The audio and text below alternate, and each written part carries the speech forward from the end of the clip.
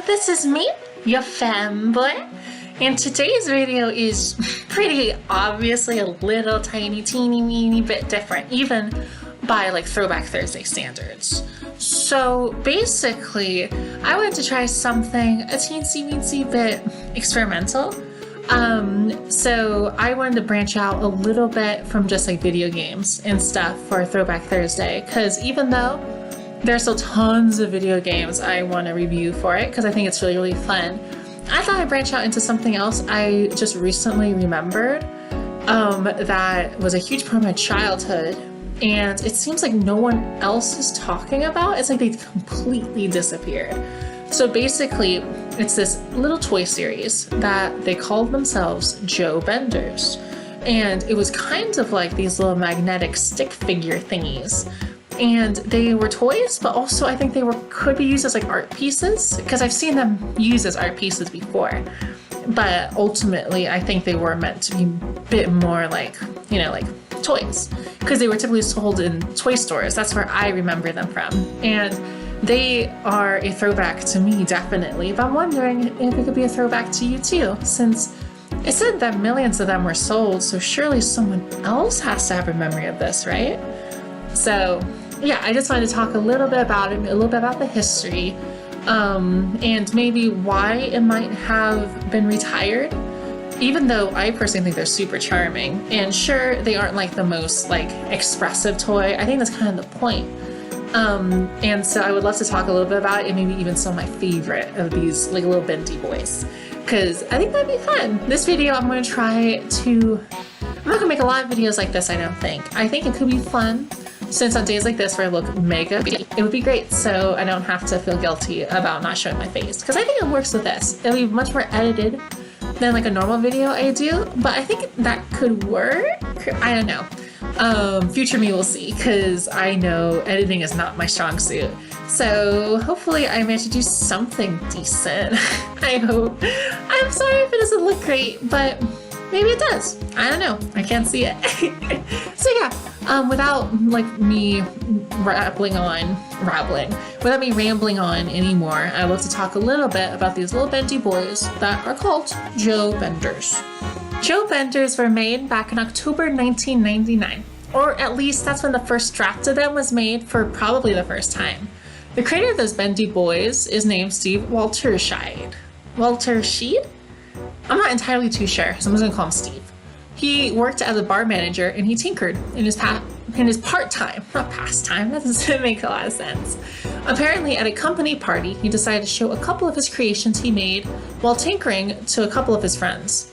Everyone there started playing with these little wire figures, bending them into cute and fun poses and positions. Soon after that, a local shop owner asked Steve to make as many of these wire thingies as he could. The owner said, quote, "They're kinetic and so simple, the essence of a good design," unquote. Steve made as many of them as he could in his basement after work, even going deep into the night to make as many as his hands could. The first pattern design was apparently 3 times bigger than the current one, coated in a vinyl to make it look like it almost had skin. Steve sold around 700 of those figures pretty darn quick. He allegedly could have made more, but Steve couldn't keep up with this huge new following those bendy boys already started to have. Originally, he called his creation Fat Stevie's. Joe Bender, even though it's not like the most creative name or out there name, is much better, I think. Steve changed the name a bit later, along with the owner of a local store, Mark Havenstreit. He was the owner of Hog Wild Toys LLC, who had a specialty of selling, quote, "only fun, innovative, and maybe even quirky toys that can't be found anywhere else," unquote. Steve managed the creative side while Mark managed the business and marketing with Hog Wild. After the Toy Fair of 2000, the sales escalated and they had even more orders. And in as short as 6 years later, with already over 100 characters made and produced within the Bender catalog, millions were being sold, and it was the #1 best-selling toy for Hog Wild, spread across over at least 20 countries. A big part of the appeal, according to Steve, was that the Benders could be basically anybody, with blank faces so the creativity could instead be focused on the poses to give the figures the personality instead. Steve additionally said, quote, "The Benders are irresistibly attracted to anything metal. There's just a magical quality to the magnets, unquote. He saw them almost as tiny little art sculptures, not only for children, but to have a wider appeal to anyone who had a hankering for them. A little fun thing about the early benders is a couple of the more feminine benders had actual plasticky little breasts. But they were removed later due to them being not kid-friendly enough, which makes sense. They even were I don't know, they were like little floppy titties. So not even super appealing. A few still had tiny titties though, like in the Bikini Benders line later down the road. A huge part of why many loved them was because they almost always include these little cute props that were always related to the bender you got, and it always came with a small decorated metal tin that you could use to almost play with and create scenes. I distinctly remember that there is a line called, I don't know if it's called this exactly, but Camper Joe and Jane, where essentially their tins were shaped like tents, which fit perfectly with the whole aesthetic, and you could even use it as a part of your play. And a lot of magnetic props the benders could actually use, like camp chairs, roasting sticks, and little marshmallows too. In 2008, they even made little flip books and picture books for them, proving that even if they weren't the biggest toy ever, they were popular enough that they stretched past just magnetic bendy boys. Unfortunately, for reasons that I wasn't really able to find out, trust me, I did a lot of research. There's very, very little information about these at all. There's not even a Wikipedia article, so that's a little odd to me. The benders were discontinued, and by 2016, they were retired completely and were no longer sold by Hog Wild. Nowadays, you can only find them on sites you can sell old and new stuff, like eBay, but that's kind of it. Some of the popular benders you can't even get anymore. It's basically impossible, which is a huge shame, because if you're a fan of some of the more popular themes, like the monkey benders, finding one is a huge, major, super duper pain. It actually sucks. Well, the reason why I think I feel nostalgic about this enough to even put it on Throwback Thursdays, there's a couple reasons, but the most biggest reason was because I remember super distinctively that when I was super young, after school some days I would hang out a bit at a local toy store called Kits and Caboodle. They had all sorts of kinds of super neat and crazy rare toys, puzzles, and similar things that you can't really find at major stores, along with a couple bigger brands too if you wanted that. I remember seeing Joe Bender there a lot, and even though I owned a couple, I always wanted this specific set that was the monkey line, but in a little rocket ship where all of the little monkeys had little plastic helmets, and the tin was the rocket, and I wanted it super bad, but for some reason I never really got it. Sometime after I moved away to California, I learned the toy store closed down, and the only connection I had to these little bendy toys disappeared with it. It's so strange because it seems almost no one else remembers Joe Bender, almost it was a Mandela effect almost. But there is a book about the Benders, cataloging all the series and sets, and it came out super recently, which is incredibly weird considering the fact that there's so little info. It's kind of nuts. Especially in the age of the internet, you would expect there to be more of a footprint that these things had. The book also links to a website that's sort of for collectors that if you try going on, it doesn't even work anymore, which makes it even trickier to try and contact people who might know more about these things. So it sucks. It's almost a memory I have that no one else has. There's no videos about them at all, and so much about them is impossible to find. Like I mentioned a bit earlier, they don't even have a Wikipedia article, which is super odd for a toy that was popular for at least a little bit. Even other super obscure toys from my childhood, like Aqua Pets and Cube World, had articles and videos about it, but for some reason Joe Bender doesn't at all. It's super crazy weird to me. I'm not even too sure if many other people remember this. I really wanted to talk about it because of that reason. I'm sure a big part of the mystery of it is that I don't know. It's such a big part of my childhood that I figured that once I did some research and looked into little crevices on the internet, I would find other people talking about it. But it's so strange. It's I'm the only one that remembers it for the most part. There are people, don't get me wrong, I'm not the only person. But I looked on YouTube and I expected some video about it. Like there's videos about Cube World and Aquapets, like I mentioned, along with other things from my childhood, but not Joe Bender. It's so super duper strange. Definitely they were not the most popular toy, which could definitely be part of the reason. And also like they were only really sold in mom and pop type stores like Kitten and Caboodle. So it gave a huge disadvantage because I remember Aquapets and Cube World being sold in bigger stores. So it might have really cut their like cost in like a major way, which is such a shame. Because even now, I think a lot of them are kind of strangely charming. A couple of the sets I found really charming was, well, I have like 4 main like set lines that personally, if I was able to find them, I would probably snatch them up pretty quick, if anything only for the nostalgia. It is strange because there are a lot of different lines, like there's easily over 100 different types of benders. And I've seen all of them at some point in my life, either online or like physically in a store. So going through the catalog I used for a lot of the research in this video, it was like a trip down nostalgia lane in the best way.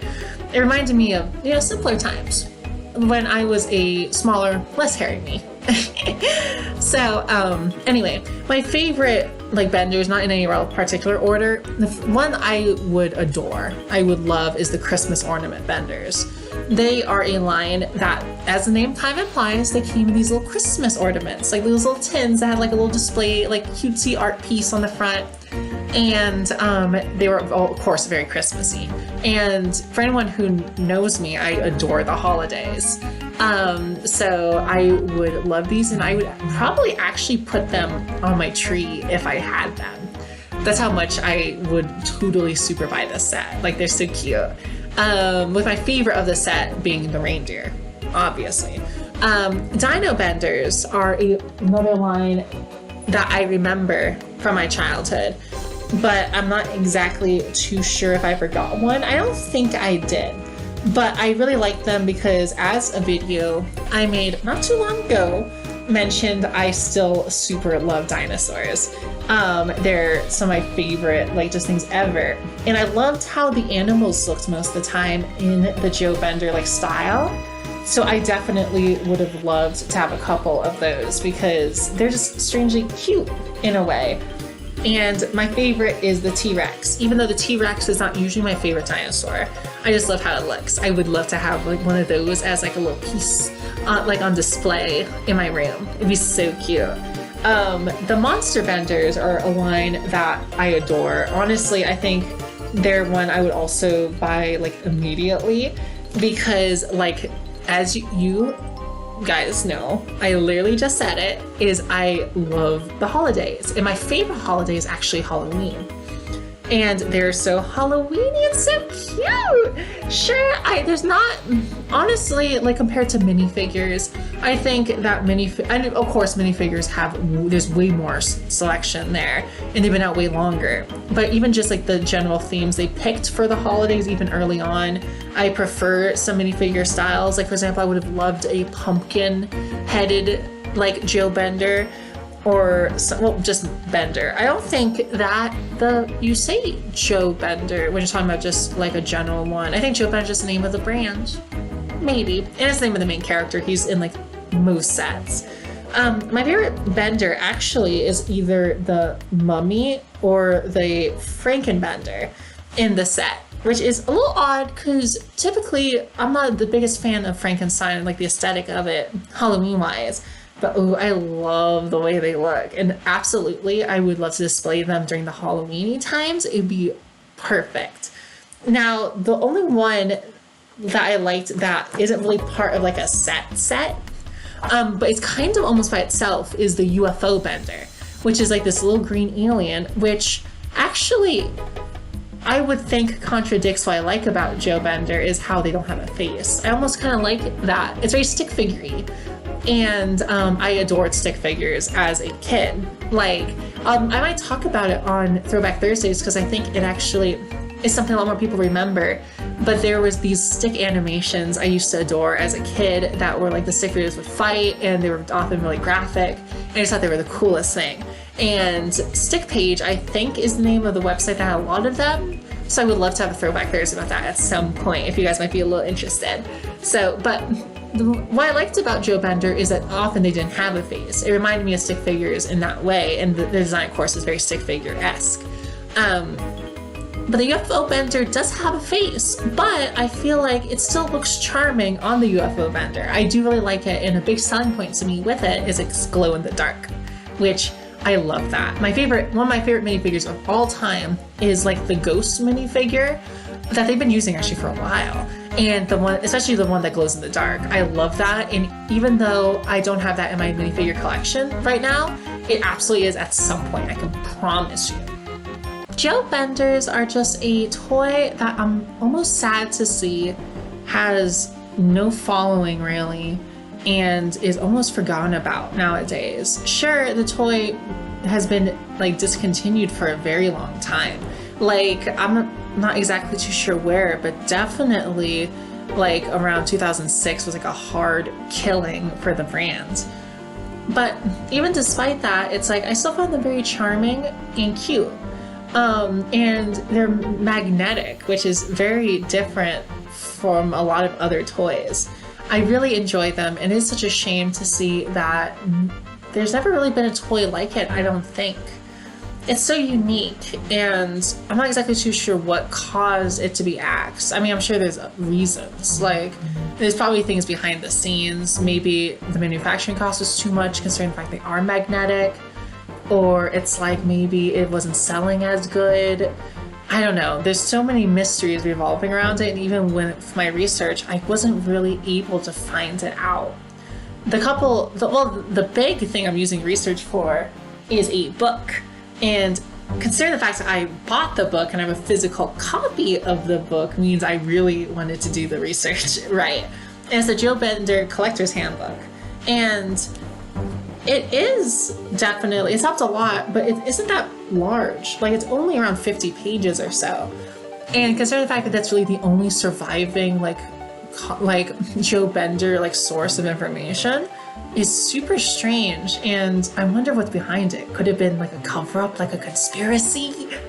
Probably not. They're just these funky little bendy boys, but I don't know. It's strange to think that there could be a world where they were much bigger. I don't think they ever would have become as big as like Lego, but they definitely could have gone that direction. I mean, they did have a Bender at one point that you can create your own Bender. Sure, it was very rudimentary. It was mostly just these little magnetic like sticks. There were different colors, and it was mostly just used for making props. But it was a great start, and I could easily see that they could have found a way to make their pieces interchangeable, so they could have that minifigure quality of you could be creative and make basically whatever you want. I could see a future like that, and it's such a shame that it never really came out the way that the creator Steve really intended it to. I would love to talk to him and see, well, first of all, to make sure he's seeing how he is. I'm sure he's doing fine. Joe Bender, even though it is discontinued, did sell like millions, at least during its peak. So I'm sure he isn't like poor or anything, but it must be a shame that this little toy he literally made himself in like his basement, like, is no longer around. But the fact they were around for as long as they were, which wasn't like super long, but still, must have been really like, he must have been very proud of it. And I'm super excited to find that I'm not the only one who remembers them.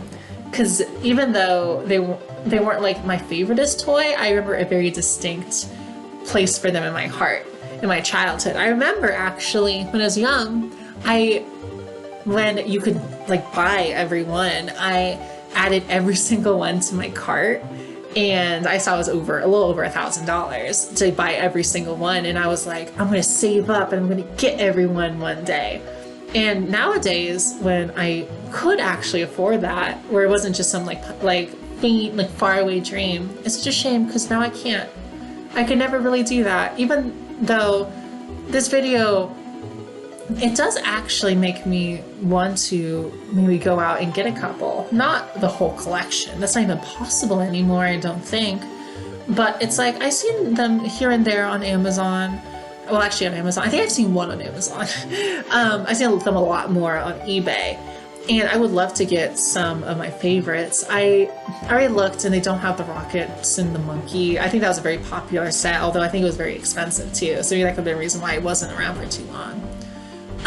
But that, or like the Christmas ornaments, or some of the monsters, some of the dinos, or even just any Joe Bender. Just having one that I could feel in my hand and remember how it felt as a kid, the feeling of sticking the magnets on, of the posing, of the plastic. I don't know, was it plastic? I forget what their, because I know originally they're made out of vinyl, but I forget what the book said that their skin was made out of in the end. It doesn't matter too much, but you know what I mean. It would just be a great bit of nostalgia, which is what the series is kind of about. It's about sort of going back and getting nostalgic for these things that were such a big part of my childhood, and hopefully part of yours too. I definitely don't think this video is going to do super great, even by Throwback Thursday standards, considering how obscure Joe Bender is. But I don't know. If you do remember these, I would love to hear about it. I would love to hear about your experience, and maybe even which ones you owned or which ones were your favorites. Because I would love to kind of hear a bit more about why other people might like this as much as I did. I don't know. It's just so interesting to me, and yeah, this is definitely a very experimental type of video. Tons of editing, no recording my face, which is basically the opposite of what I do for a lot of my videos. So I would love to do more videos like this though in the future. Definitely not all the time. I wouldn't want my channel to be exclusively this, because even though it is surprisingly fun just to be able to just kind of chill and like just talk without having to worry about what I look like, or like make sure that I'm playing or talk about something that's like super duper interesting. I know that probably a lot of you wouldn't think, because I have such like a short attention span, and a lot of the stuff I like is very in your face and like wow. But it's like I actually love, like, one of my favorite types of videos to watch on YouTube is like more documentary style videos about topics like this, or spooky stuff. I like getting scared. But like I also just find the history of toys very interesting. Like The Toys That Made Us is one of my favorite series ever on Netflix, just because it's so interesting to hear to me about like how certain toys just came to be. And I don't know why I like it like that. I just do. And I also, even though I don't collect a lot of toys, like the only thing, like the closest I collect to is like D&D dice and like Legos. I think it's really interesting to hear about collectors and why they collect, and like the history of like collecting certain toys. It's just so interesting to me. And I know it probably isn't to you. A lot of you are probably just here because you think I'm cute or for some other reason. So I don't know. If you liked it though, I would love if you got, I don't know, even if this video doesn't do super great, I would love to do another video like this, because I mentioned a couple toy brands in this video that are also from my childhood that are a little bit more popular, and I'd love to tackle those next. This video is super fun, so I'd love to try it again. But anyway, I love you, I wub you, and I want to rub you too. Oh, cool. Bye!